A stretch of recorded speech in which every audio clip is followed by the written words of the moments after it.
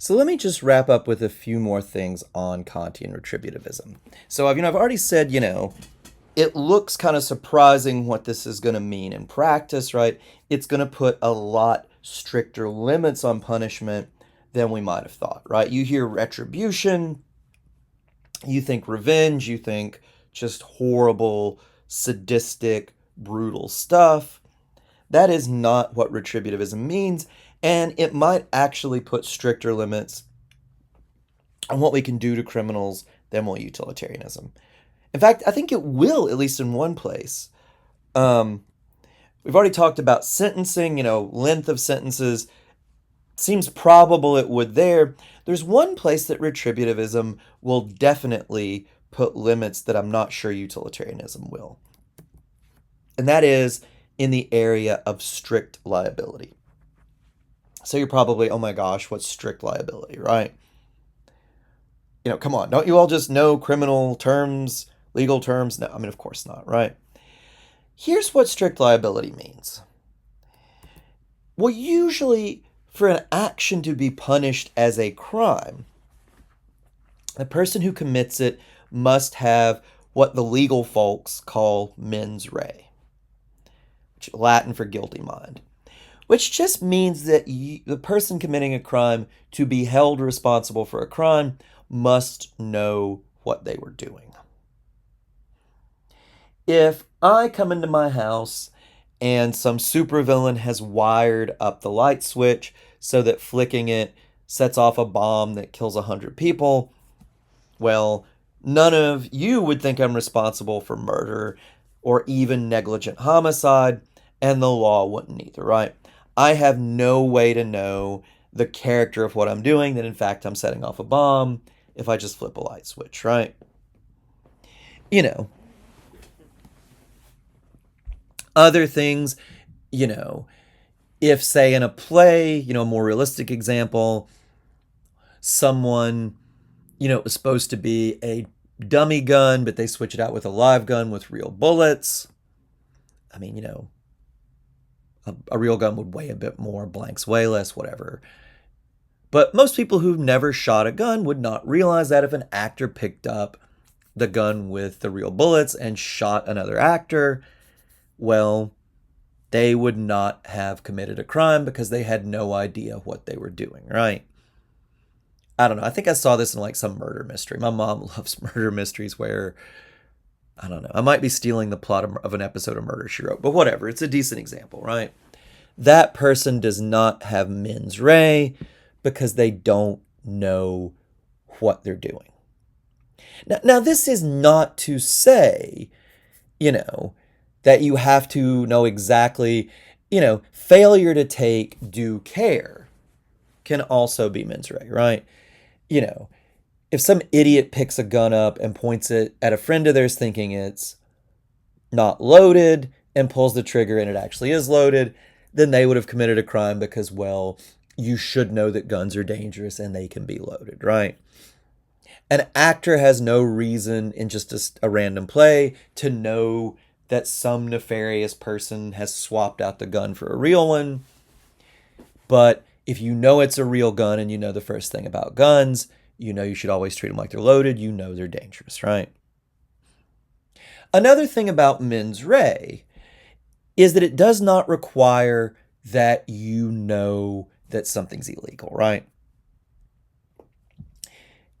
If I think that marijuana is legal in the state of Tennessee, it's not, and I cross the border with it and I get arrested, I can't say, well, but Virginia legalized it. I thought it was legal everywhere, right? No, I knew the character of my action. I knew what it is I have. I would have mens rea, right?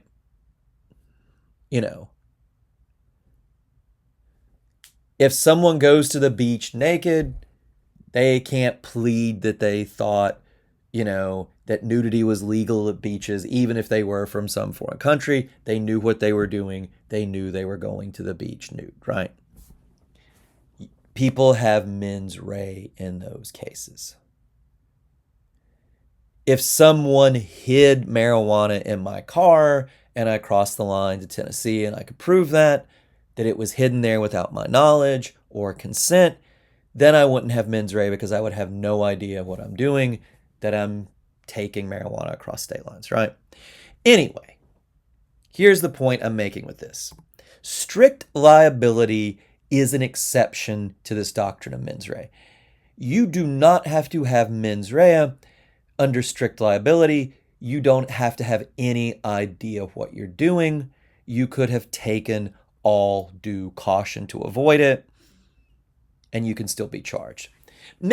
Strict liability pops up in three places.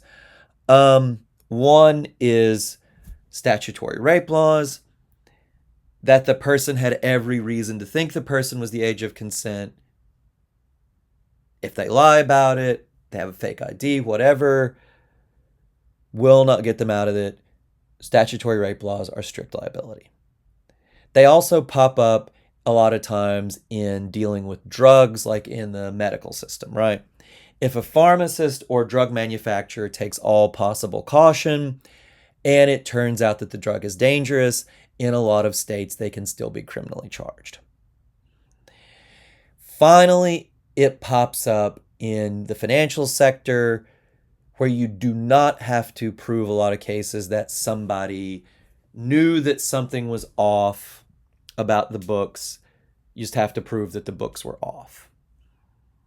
And the justification for strict liability, which I think is probably easiest to make, in the financial sector, is just, well, it's very hard to prove what people knew or didn't know. And we want to discourage, these things, right? If we have a loophole, then it becomes harder to discourage because people can take the loophole.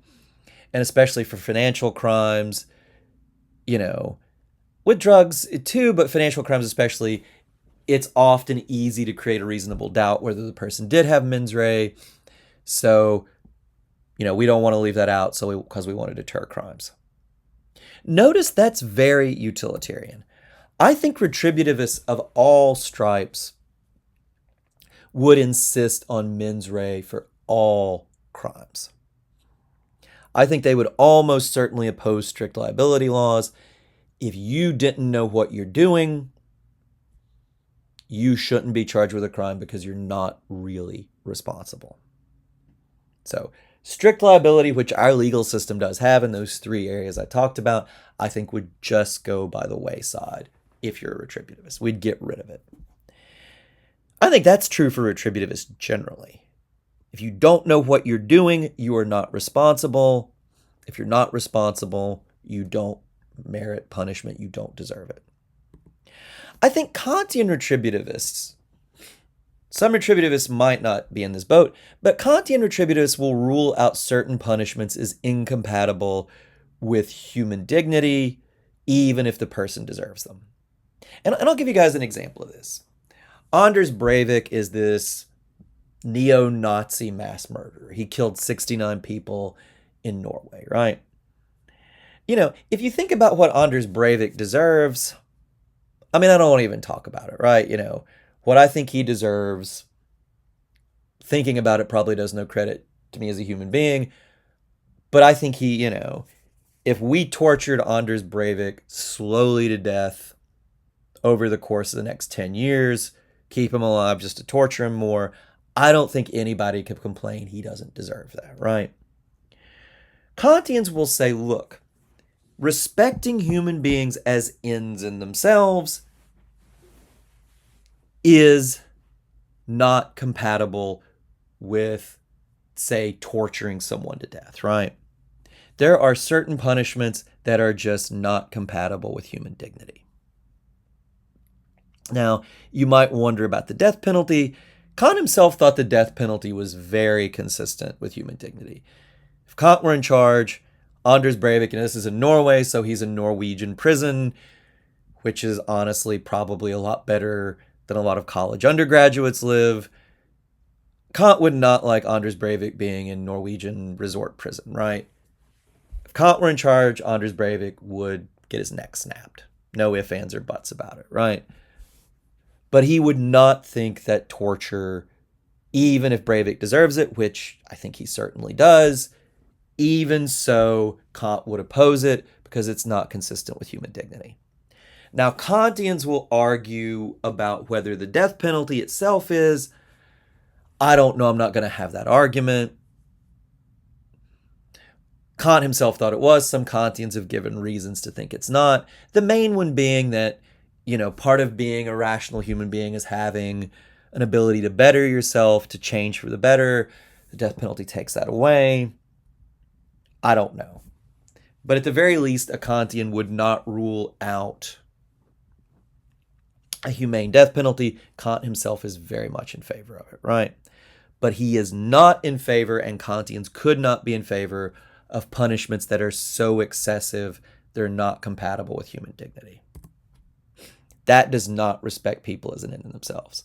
My point here is that this gives Kantians a rationale, and a pretty good one, for things like our Constitution's prohibition on cruel and unusual punishments. One final thing, I think Kantians generally should be way more skeptical about utilitarians, way more skeptical than utilitarians about making anything illegal, sorry. For a utilitarian, if you can show that making a law against something and punishing people who break that law has better consequences than not doing so, all you need to do, fine, good, make a law. For Kantians, that's not so simple. You need to prove that protecting other people's rights, their fundamental rights and safety, is at issue. If it's not, then you cannot make something illegal. One thing that Kantians oppose full stop are paternalistic laws, right? When you make a law about what I can do because you say that if you let me do it, it's bad for me, that's a paternalistic law. Kantians would not like that. I'll give you guys an example of a paternalistic law. Mike Bloomberg, former mayor of New York, who looks good as a mayor of New York only because he wasn't indicted. The bar is set low, right? I'm recording these just as Adams got indicted yesterday. Bloomberg, who looks good only in that, he managed not to get indicted, had this thing they called Mike Bloomberg's war on sugar. And one of the reasons Mike Bloomberg looks like an idiot is because Mike Bloomberg lost the war on sugar. But anyway, Mike Bloomberg's war on sugar was that he decided that if people knew how bad sugar and fat were for them, they wouldn't eat as much of it. So he tried to pass laws in New York about how big the big gulp could be and about what you had to fry donuts in and all this other stuff. Now, in practice, these turned out not to work. But even if they had, a Kantian would object. If you tell me, well, we're going to keep you from drinking so much sugar or eating so much fat because if you knew how bad for you it was, you wouldn't do it. Well, that's not respecting my choice. And even if I'm making bad choices, even if you think I am, you should respect my choices. Even if you were right that in the long term, I would be happier because you keep me from eating Krispy Kreme donuts or drinking big gulps, even if you're right, you are not respecting my ability to make free choices. Well, and what does that do? That treats me as a mere means. And even if you were right that in the long term I would be happier, well, Kant would say you are then using me as a mere means to my own happiness. And that might sound weird, but when you think about it for a Kantian, it makes sense. Well, why do I talk so much about Mike Bloomberg's war on sugar? Partially just to mock Mike Bloomberg, because he deserves that. At least I think he does. Whatever. Maybe he doesn't. But I have a more serious point besides mocking Mike Bloomberg. And that is, think about the war on drugs. Or even just making drugs illegal. A lot of the rationale, a lot of the reason we offer for this is that, well, drugs are bad for people. It makes the drug user's life worse. And we say, well, no one would do heroin if they were really thinking about what it did to you.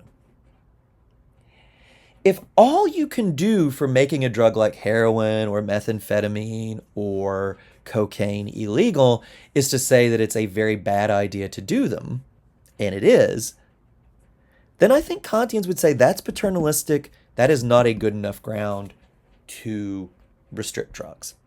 Now, there are other grounds to restrict things like heroin and cocaine and methamphetamine. You can say what makes people more likely to violate the rights of others. I don't know. That might pass muster for a Kantian, but I'm not sure.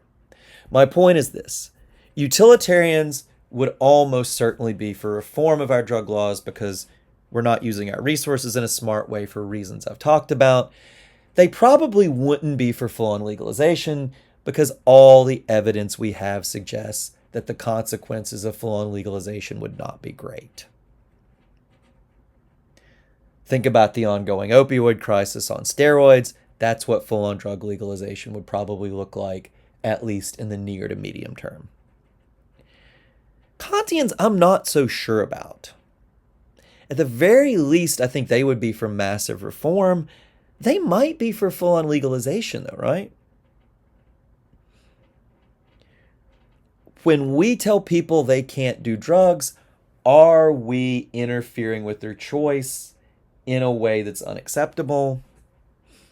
Kant would say the only reason for interfering with my choice is when my choice violates your rights, when it doesn't respect your freedom. Does the choice to do drugs in and of itself do that? I am very skeptical that it does. I tend to think that Kantians might be for full-on legalization if they were consistent. I don't know.